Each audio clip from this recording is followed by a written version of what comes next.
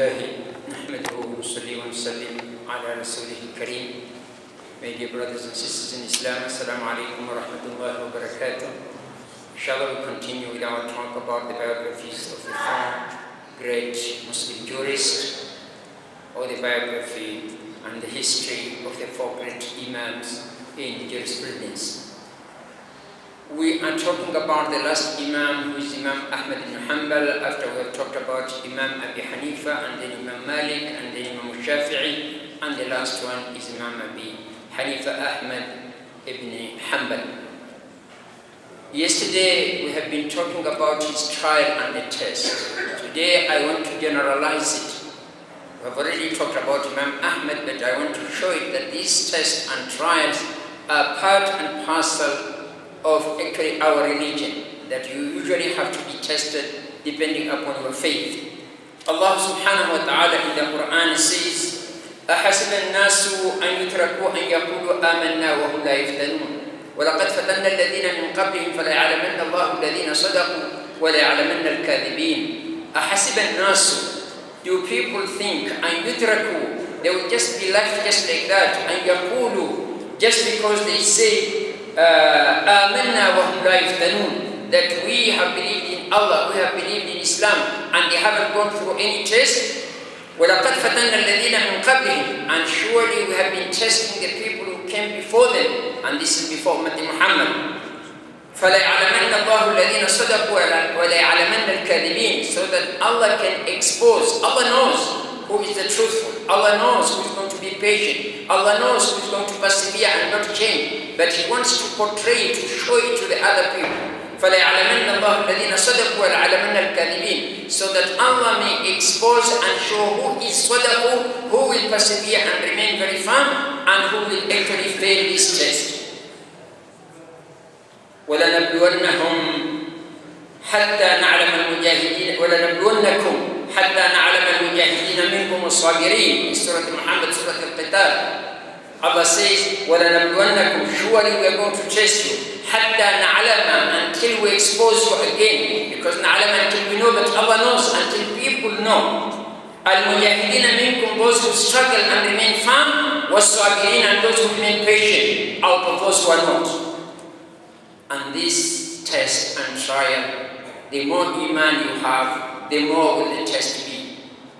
إِنَّ مِنْ أَشَدِّ النَّاسِ بَلَاءً الْأَنْبِيَاءُ ثُمَّ الَّذِينَ يَلُونَهُمْ ثُمَّ الَّذِينَ يَلُونَهُمْ ثُمَّ الَّذِينَ يَلُونَهُمْ. Rasul sallallahu says, إِنَّ أَشَدَّ النَّاسِ بَلَاءً, the people who will be much more tested, will go through much severe tests, al-anbiya, messengers of Allah, ثُمَّ الَّذِينَ يَلُونَهُمْ ثُمَّ الَّذِينَ يَلُونَهُمْ, then who follow them in the level of iman.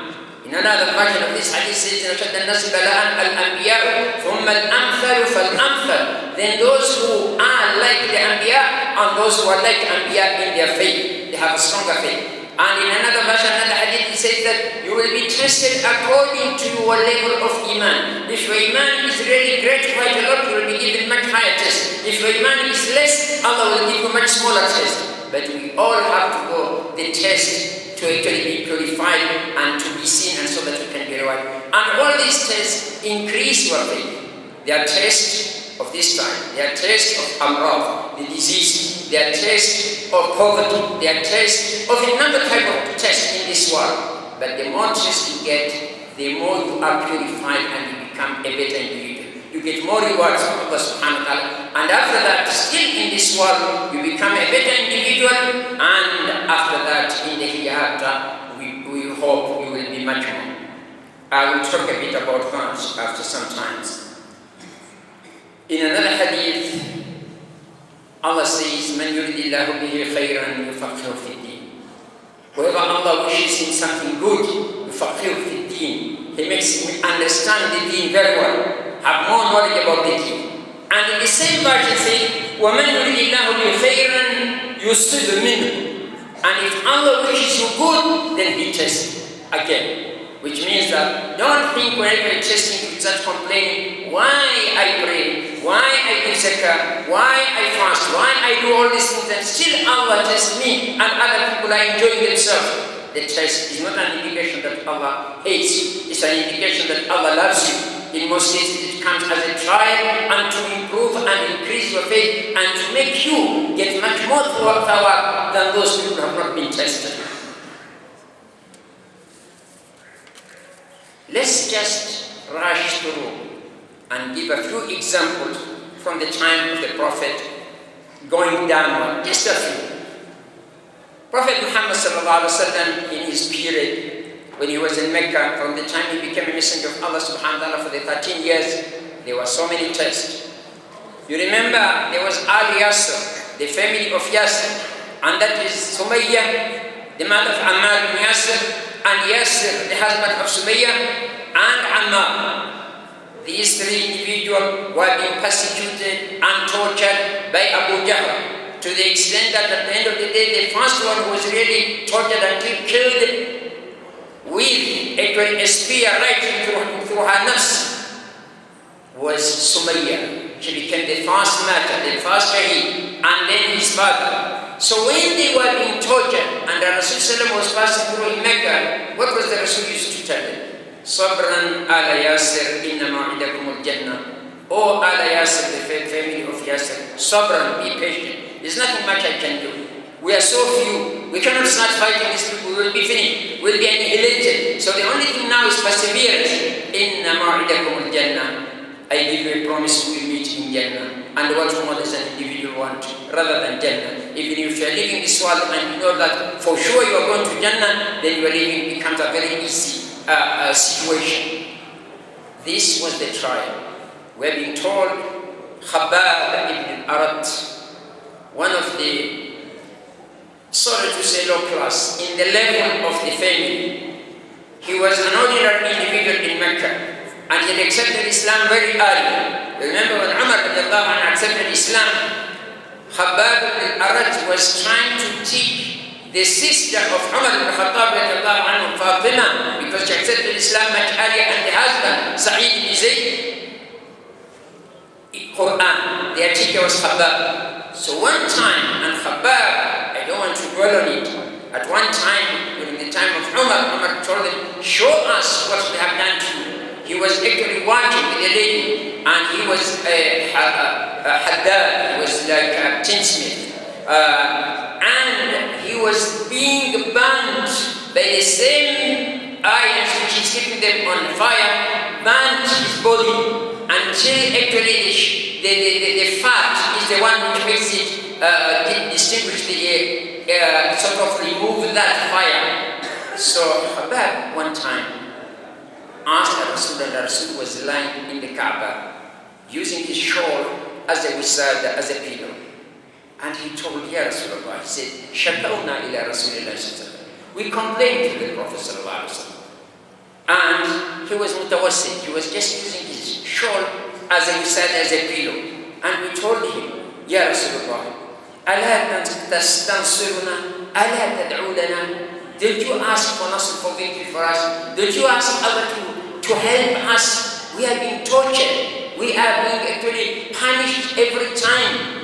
Ammar and his people had already lost his two, he didn't say all that, but that was the situation. Two parents, and we're being tortured. Don't you ask Allah so that at least this thing now at least stop? And Rasulullah sallallahu alaihi wasallam sat properly, and his face was already red. Getting annoyed, subhanAllah, for people who are really being tortured, that he has a message to send. What did Rasulullah sallallahu alaihi wasallam say? He said, قد كان من قبلكم يؤخذ الرجل فيحفر به في الأرض. People before you, somebody will be taken, and somebody will dig in the earth, and then make a trench, and then be put there, and then somebody will come with a saw, and then start cutting the individual into two halves, and the people still remain firm without really having any problem with their faith. إنكم تستعجلون. You are in a hurry. You are in a great hurry. In other words, victory does not just come like that. Victory needs people to sacrifice, and the sacrifice is what we are going through now. These 13 years. Khabbab, we don't know which year specifically it is. Could be second year, third year, fourth year after the Nubuwwah. He couldn't comprehend that a time will come when these very people who are punishing them, 70 of them in the Battle of Badr will be actually pulled to be put into the big trench which was made for the 70 people who were killed among the Quraysh. But people usually, a human being wants quick results. He cannot persevere. So these are some of the tests which the Sahaba plus the Prophet ﷺ went through in Mecca. There's so many, but I just want to give a cross-section of that. Again, when they went to Medina, it was the same thing. It was the same thing that Rasulullah ﷺ and the Sahaba fought about 75 battles between Ghazawat, where the Rasul is, and between the expedition where the messenger is not there. The Ghazawat, we have been told, is about 28 of them. Do you imagine within the period of 8 years to fight 75 battles? How many are there? And the battle is either you kill or you are killed. Those were the tests they went through. Then came the Khulafa al-Rashidun. Abu Bakr radiallahu anhu. Abu Bakr, I told you yesterday that Abu Bakr and Abi Hanifa, Ahmad ibn Hanbal, are the two people who have saved this Islam. Abi Hanifa, so that people don't become Mu'tazila and don't bring in the qualities which are not appropriate for Allah subhanahu wa ta'ala, like saying Qur'an is makhluk, has been created. Abu Bakr refused completely to give in for the murtadeen, the people who reverted to Jahiliyyah. When actually after the death of the Prophet ﷺ, with the exception of Mecca and Medina, a big proportion of other towns and cities actually reverted to Jahiliyyah. And people were telling Abu Bakr radiallahu anhu, be patient with them. What did Abu Bakr say? Wallahi la'uqatilanna man farraqa bayna salati wa zakah. I will fight those people who distinguish between salah and zakah. People who say that we are ready to pray, but we are not ready to give out zakat. We used to bring zakat to the Prophet, and the messenger is dead, we are not going to bring. Then Umar was telling him, just be patient. He said, I am not going to be patient. Wallahi, law mana'uni inaqa. If they stop me from getting a female kid, a kid is actually a young one from the goat, inaqa, which they used to give to the messenger of Allah, I will fight. And of the riwayah, law mana'uni iqala, just the rope which is tied to an animal, I will fight them. And then, you remember I mentioned this, but I want to repeat it. And then Umar, with a good intention, not because of anything, he was thinking things are difficult. The Romans are after us. We were just about to send the delegation of Usama to the Romans. Now these people have Murtadina everywhere. Let's go slowly, maybe they will come back. So he was saying, Ya Khalifat Rasulullah, ta'allaf al-nas warfuq bihim. Just try to take them slowly. And then he answered with a very strong terms. أجبار في الجاهلية خوار في الإسلام. Were you Jabbar, a very great man and very courageous individual when you are fighting Islam, and now you are becoming soft when you are fighting for Islam? This was Abu Bakr who has saved Islam. So that our Islam has not been the one that you can pray but you don't give zakah. You can do this but you don't do that. So that is why it has remained intact. Abu Bakr fought very hard, as you know, against the Murtadeen, against the Romans, against the Persians, and Umar did the same until he controlled a big portion, and almost the Persian Empire collapsed during the time of Umar. But look also what price he paid, which he liked, and was what he was asking Allah. He was killed by Abu Lulu, who was actually one of the Persian origin, and he did not accept Islam. Among those people who were so annoyed that the Persian Empire has fallen, Abu Umar was the victim of that. Uthman fought very hard with his wealth and everything, to the extent that Ghazwat al-Tabuk, he was the one who was responsible more or less by himself, with a few other people helping here and there. And we know what happened with the plan of Abdullah bin Saba, the Jew from Yemen, who actually started the fikra of Shia and bringing in some people. And Uthman radiallahu anhu was surrounded in his house, not allowed to go to the mosque, which he has spent so much money to rebuild, not allowed to have water, which actually big Roman, the one who bought it. And he was confined and then ultimately killed, Madluman. But all these are sacrifices. When it came to Ali, he was killed by the Khawarij, by Rome at the same time. All these are the tests we people have gone through. So you never become a great individual in most cases without passing through these tests. Then came the time of Umayyad dynasty, and you have somebody like Abi Sa'id al-Musayyib, who is called Sayyid al-Tabi'in. He is the master, he is the most important of the Tabi'in because of the knowledge he had. What happened to him? He refused to give bay'ah to Walid ibn Abdul Malik, the son of Abdul Malik, because he thought it is not right to keep on giving the bay'ah and choosing between yourself without shura. And what happened to him? By the wali who was actually there, he was actually caned 70 canes just because he refused to do that, and was being sent around as a humiliation. Of course, when the Khalifa of Bani Umayyah had about that, he was annoyed, and he said, Sa'idun kana wallahi ahwal ilayya an tasila rahma. He's telling his governor, you should have been softer to him, and you should have been good to him. وَإِنَّا لَنَعْلَمُ مَا عِنْدَ خِلَافٍ. We know that there are differences, but he's a great man. But whatever happened, he has gone through that because of his son. The same thing happened to Sa'id ibn Jubayr. Sa'id ibn Jubayr, being actually one of the great tabi'in and the greatest alim, we know that he was killed, slaughtered by Hajjaj ibn Yusuf just because he did not agree to support the Bani Umayyah. These are the people who remain firm in their stand, and they sacrificed. Some of them sacrificed their life, some of them were jailed. And then came, I will try just to repeat what you have said to the four Imam. We have talked yesterday about Imam Ahmad bin Hanbal. I will not talk anything more about that. But among the four Imams, Imam Ahmad bin Hanbal got much more severe test and much longer one. But he came out alive. But among the other people who really got severe punishment is Abi Hanifa. Let's not forget it. Abi Hanifa had it 2 times. Abi Hanifa refused to recognize and support the Khulafa of Bani Umayyah and Bani al-Abbas, both of them. During the time of the last Khalif of Bani Abbas, Marwan ibn Muhammad, who was the last one, he sent his wali of Kufa, Abi Hubayra, and asked Abi Hanifa to have a position within the system.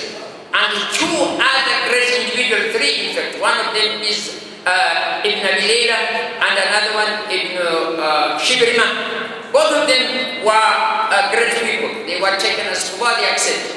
Imam Abi Hanifa refused. And he said his word, which is well known, leave alone to be the qadi, and I stamp for a letter or somebody who's going to be killed, and I become responsible. Even if the Amir al-Mu'minin asked me to count the doors of the mosque in Kufa, I will not do that. This was his stand. And of course he was killed quite a number of times. Then he was released for a short while and returned to Makkah for 6 years and came back after the Bani Umayyah have already been defeated by Bani al-Abbas during the time of Abu Ja'far al-Mansur. He didn't escape. Abu Ja'far al-Mansur, when he came in, he started calling him, and he wanted him to be the chief guard. And he refused. And there were quite a lot of argument between him and Abu Ja'far. One of them, Abi Hanifa said, I am not suitable to be a kafir. Why? Because he said, I will not be able to stand something if it is against you, that I will have to do the haqq, and I know I would rather be prepared to be thrown into the river, Tigris or Euphrates. And the people next to you will not like that. He is saying that the kitchen cabinet which you have is not proper. Then he kept on saying, I'm not suitable. Then Abi Ja'far just forgot and told him that, Wallahi, you are lying. You are suitable. He said, that is the second evidence. If I am lying, will you be allowed to make a car with somebody who's a liar? And you not be happy for certainly happy.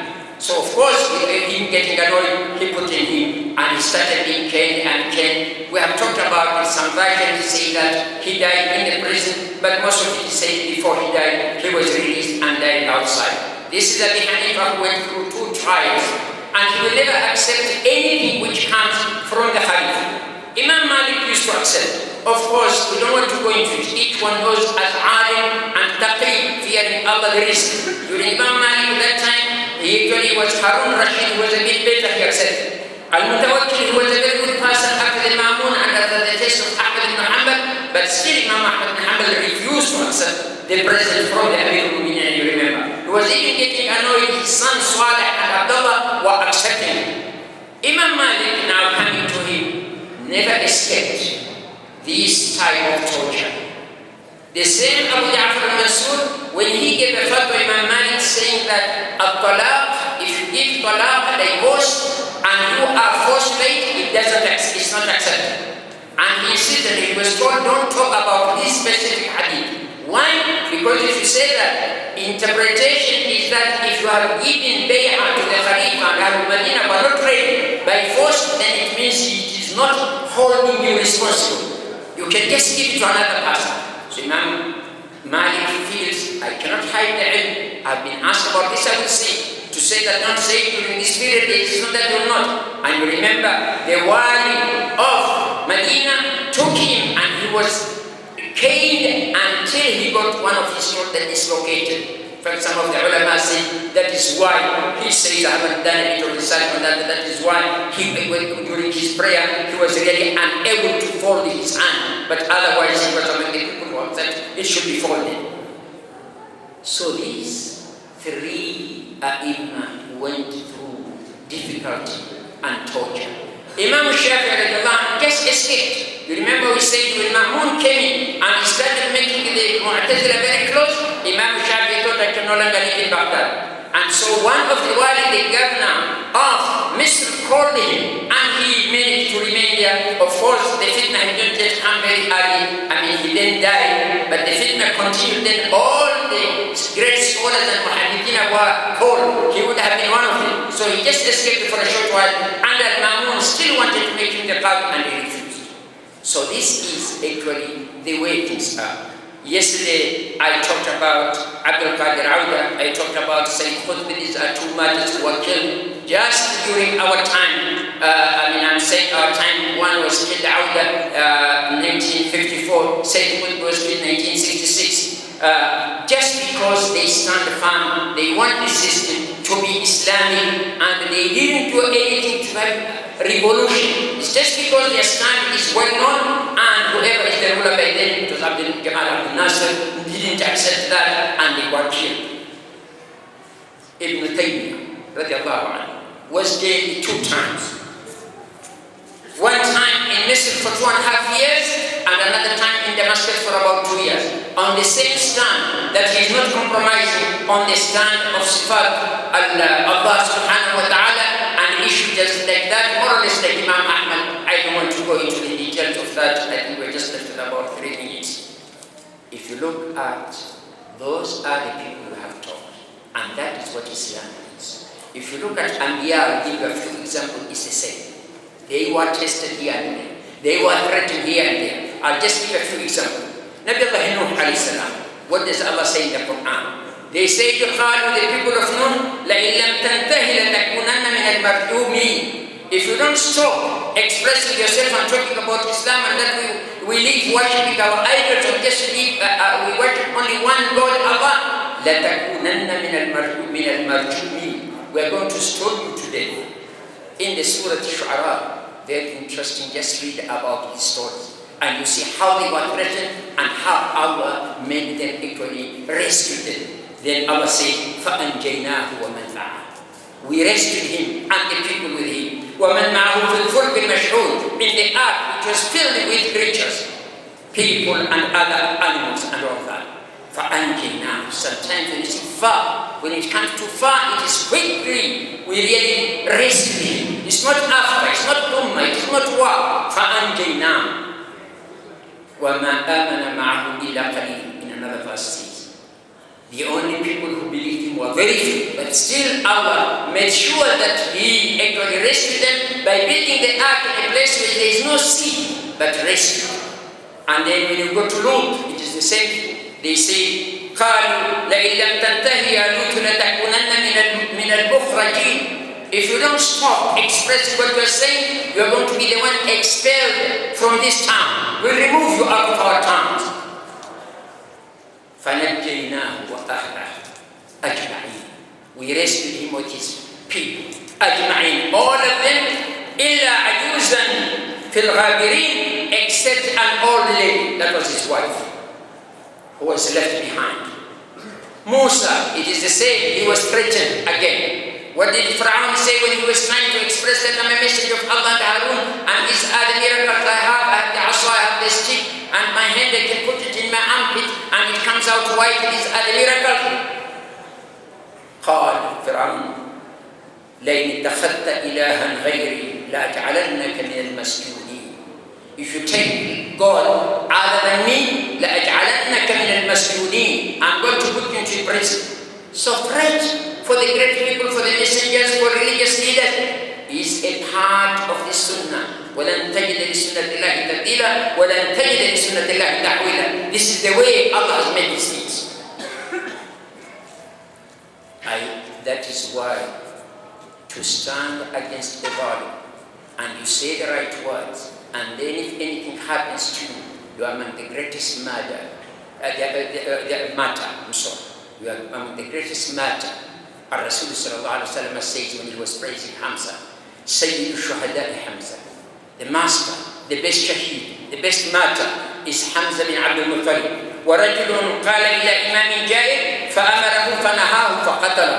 And a man who talked to the Imam Jair, to a ruler who is really unjust, and he told him the truth. Naha, he told him what to do and that you don't do what you are doing. فَقَتَلَهُ, and he's killed him. He is Sayyid Shuhada. He's the best man.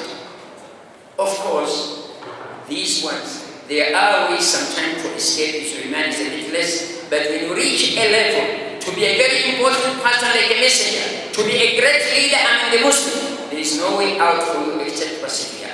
Because if it is only you, like Sumaya, like another individual, a simple person, if you are killed, it's only you. But if you accept it means all the people will think these people are right, that is wrong to support. Let us, my dear brothers and sisters, keep on remembering these things are happening. It's not a story. They're happening now. How many people who keep on fighting for Islam are in the prison? At this very time we're talking about in Ramadan, how many people are filled in the prison and they are some of the great scholars of Islam? They are there. We know it, and we should know if we don't. The least we can do is in our dua, in our qunut, to pray for these people. Because prayer is silah al-Muslim. It's a weapon for a Muslim. This is the least we can do. And the least we can do is to hate those people who do that. من رأى منكم منكرا فليغيره بيده فإن لم يستطع فبلسانه فإن لم يستطع فبقلبه وذلك أضعف الإيمان. Whoever sees something which is not right, he should try to straighten it if he has the power. If you don't have the power, you can use your pen, you can use your tongue. If you still have a problem with that, you hate the individual. But you don't support, you don't clap for those people. You don't give your support, whatever that may be. You keep them where they belong. You don't make them to be the leaders of this Muslim world unless they want to be known. At least you indicate, even softly, even secretly to the people, that these are not the great leaders. These people do this. How can they be the leaders of Muslim Ummah? They can't, unless they change. And when they find that, we realize that people are becoming tough everywhere, it makes them think twice, because they still want to be known as the leaders of the Muslim world, wherever they are. How many people have actually killed almost 1/4 of their share? Let me give you a story of Salman al-Awda. Salman al-Awda differed with Abdul Nasser, Jamal Abdul Nasser, who was because of the statement that he actually banned the Muslim brothers in Egypt in 1954. Salman al-Awda told Nasser, if you do that, some young people will lose the leadership, the shura, and they will do things which are not right, and then they will have to be killed. You know what does he respond? He said, I don't mind. Even if I have to kill 1/3 of his ummah. He said, what a shame. The new challenge. 1/3. What for, ya Jama'ah? These are the people. How many have we seen in their countries have actually killed closer to 1/3 of their country? They haven't killed all of them. Then half of that or quarter of that are in other countries struggling. Just because they want to remain in power and because they are very far from the Islamic system. This is the scenario of the situation. So let us learn, my dear brothers. One of the reasons I'm talking about this, let us learn, the examples of this. Let us learn also the history of what is happening. Our Rasulullah said, whoever is not interested in what is going on with the Muslim Ummah is not one of us. So it's not enough just to pray and fast. Yes, I'm not telling you to do something, but learn and know, tell your own children, this is a scenario, try to rectify in your own simple way, in your own heart, hatred, and within the family, the friends you're talking about, and slowly that will grow. And one day, these things don't come in a night. We still are very far from actually having real Islamic countries and Islamic system properly. But we have to do something to work on it so that one day, if it comes, we had contributed something. وآخر دعوانا أن الحمد